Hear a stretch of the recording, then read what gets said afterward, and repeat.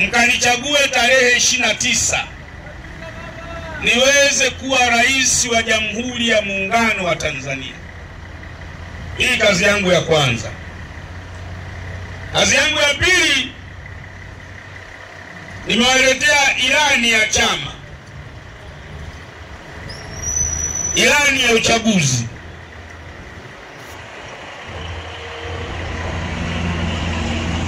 Ilani yetu ya uchaguzi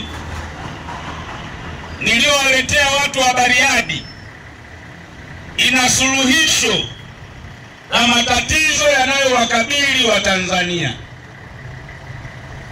Nitagusa eneo lenu tu kwa sababu wengi huku ni wafugaji na wakulima na wafanyabiashara kidogo. Tumekuja na ufumbuzi wa matatizo ya wakulima na wafanyabiashara wa mkoa wa Simiyu. Lakini ilani hii imekuja kutatua matatizo ya ajira, ufugaji pamoja na kupambana na umaskini.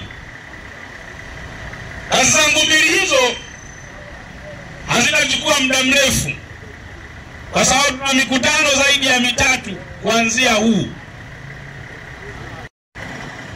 Tanzania ni sehemu na watu wa Bariadi, lakini maisha ya watu wa Bariadi ni maisha magumu sana ambayo ukielezea mnaweza mkaangua vilio.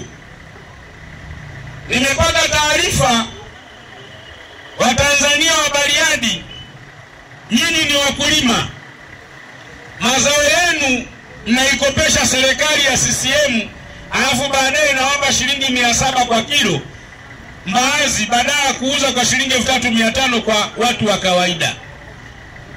Nimewaahidi ndugu zangu, endapo nitakuwa rais, na wahakikishia mazao yenu ambayo mnalima kwa nguvu zenu mtakwenda kuuza soko lolote mnaloona lina faida. Uhuni wa stakabadhi ghalani nitaupiga marufuku.